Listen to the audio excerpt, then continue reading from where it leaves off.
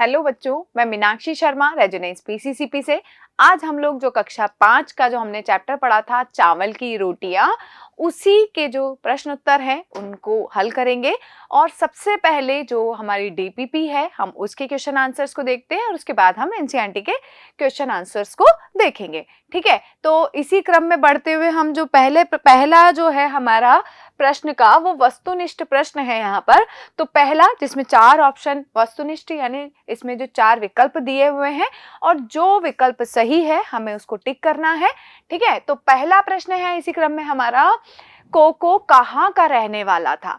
तो इसका सही उत्तर है कोको बर्मा का रहने वाला था, क्योंकि हमने जब चैप्टर पढ़ा था तो उस चैप्टर में दिया हुआ था कि बर्मी लड़का है। ठीक है, तो यानी कि वो कहाँ का निवासी है? बर्मा का निवासी है।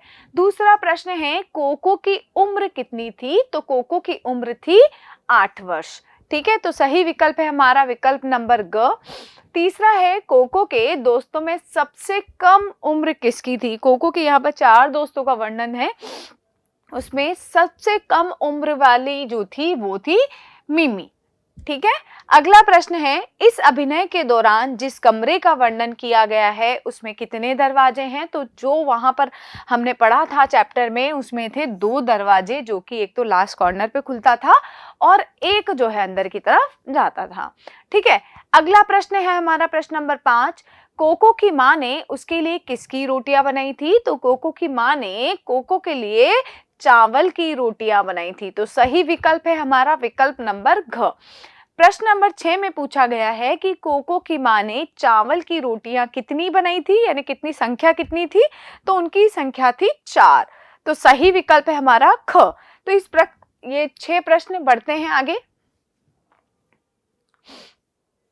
अगले जो प्रश्न नंबर जो 7 है उसमें पूछा गया है, मिमी की माँ ने किसके पापड़ बनाए थे? तो मिमी की माँ ने केले के पापड़ बनाए। तो सही विकल्प है हमारा विकल्प नंबर ख। प्रश्न नंबर 8 है, तिनसु कौन से फूलों का गुच्छा लाया था? तो तिनसु जो है गेंदे के फूलों का गुच्छा लेकर के आया था। तो ये हमारे वस्तुनिष्ठ प्रश्न हुए। आगे बढ़ते हैं, आइए हम लोग अति लघुत्रात्मक प्रश्न की ओर, जिसके उत्तर या हम एक शब्द में दे सकते हैं या फिर एक पंक्ति में दे सकते हैं। तो पहला प्रश्न है हमारा, कोको के माता पिता खेतों में क्या करने गए थे? तो जो कि हमारे जो अध्याय की शुरुआत होती है वहीं पर इस प्रश्न का जवाब था कि कोको के माता पिता जो है खेतों में धान लगाने गए थे। तो हम ये लिख दें, खेतों में धान लगाने। तो ये हमारा इस प्रश्न का उत्तर हो जाएगा। तो पूरे अगर हम जवाब देते हैं तो कोको के माता पिता खेतों में यहां तक करके और फिर यहीं से हम लिखेंगे, यहीं या तो ये यहां से हटा दें, धान लगाने गए थे। ठीक है, तो सही जो केवल आंसर अगर हमें लिखना है तो लगाने, धान लगाने हो जाएगा। ठीक है, अगला प्रश्न है, कोको के दोस्तों में सबसे बड़ा कौन था? तो कोको के दोस्तों में सबसे बड़ा था निनी, जो कि 9 वर्ष का था। ठीक है, तो सही उत्तर पूरा क्या हो जाएगा? कोको के दोस्तों में सबसे बड़ा निनी था जो कि 9 साल का था। अगला है, कोको ने सबसे पहले रोटियां कहाँ छिपाई? तो कोको ने सबसे पहले रोटियां छिपाई थी रेडियो के पीछे। तो सही आंसर होगा, कोको ने सबसे पहले रोटियां रेडियो के पीछे, रेडियो के पीछे छिपाई थी। ठीक है, अगला प्रश्न नंबर 12, कोको की तरह चावल की रोटियां और किसे पसंद थी? तो कोको की तरह चावल की रोटियां किसे की जगह लिख देंगे हम? मिमी को पसंद थी। ठीक है, प्रश्न नंबर 13 है, दुकान के मैनेजर का क्या नाम था? दुकान के मैनेजर का नाम था उ बा तुन। ठीक है, अगला है, उबातून कौन से रंग का फूलदान लेकर के आया था? तो उबातून जो है नीले रंग का फूलदान लेकर के आया था। कौन से रंग का? नीले रंग का फूलदान लेकर। तो ये हमारे अति लघुत्रात्मक प्रश्नों के उत्तर हुए। आइए हम लोग बढ़ते हैं आगे, जो लघुत्तरात्मक प्रश्न है। तो लघुत्तरात्मक प्रश्न जो है उनमें क्या पूछा गया है, तो पहला प्रश्न है, यानी प्रश्न नंबर, अगर लघुत्तरात्मक की बात करें तो पहला प्रश्न है उसका, और अगर कंटिन्यू जो हम चल रहे हैं तो उस हिसाब से हमारा ये 15वां प्रश्न है। प्रश्न है, कोको के पेट से गुड़गुड़ की आवाज क्यों आ रही थी। अब इतना बड़ा यहाँ लिखना संभव नहीं है, इसीलिए हम इसको बोल करके बता देते हैं। इसका जो आंसर है कि कोको के पेट से गुड़गुड़ की आवाज इसलिए आ रही थी क्योंकि उसने सुबह से कुछ भी नहीं खाया था, और कुछ न खाने के कारण उसका पेट जो है भूख के कारण गुड़गुड़ा रहा था, यानी गुड़गुड़ की आवाज आ रही थी। ठीक है, अगला प्रश्न है, मिमी और टिंसू ने कितने कितने पापड़ खाए थे।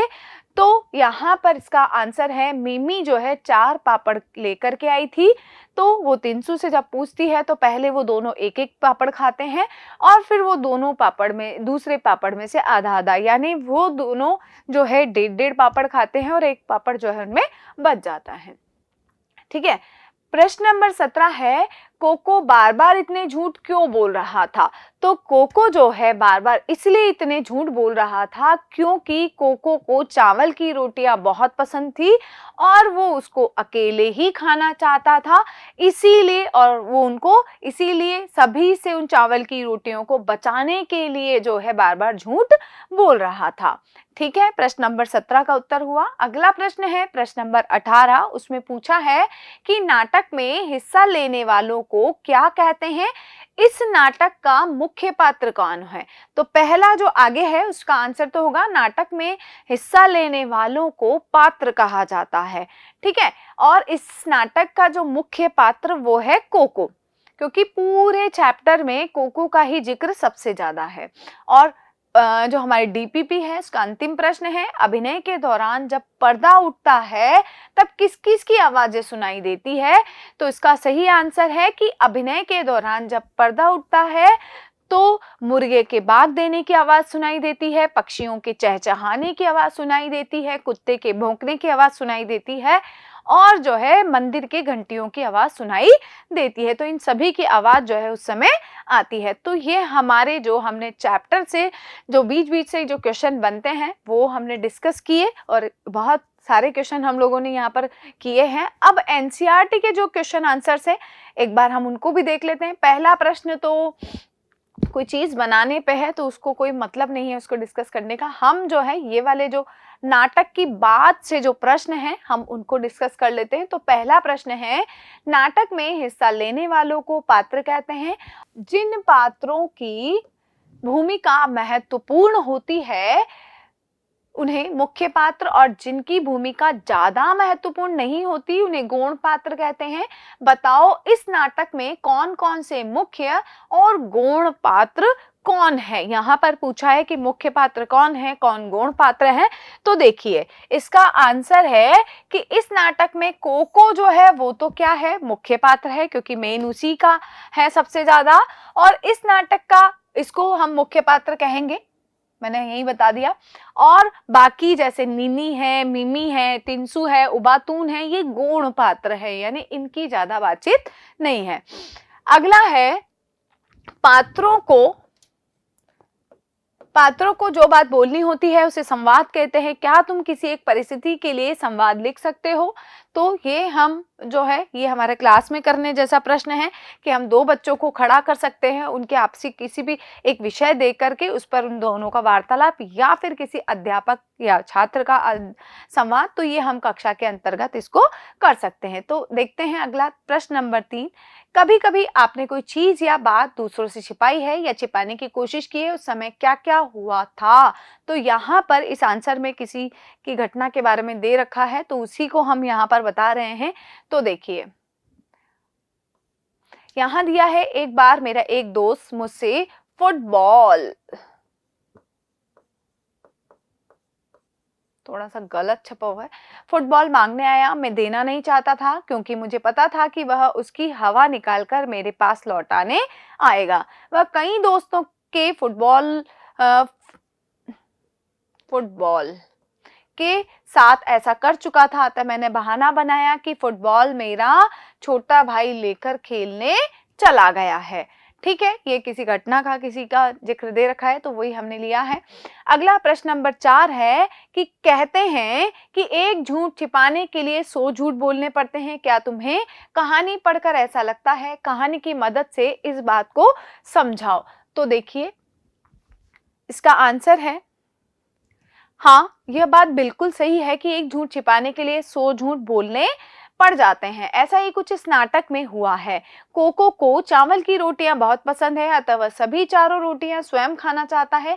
लेकिन संयोग ऐसा होता है कि जब जब वह रोटियां खाने बैठता है, उसका कोई न कोई दोस्त आ जाता है। वह रोटियां उनके साथ बांटकर नहीं खाना चाहता है और उन्हें छिपाने की कोशिश में कई झूठ बोलता है।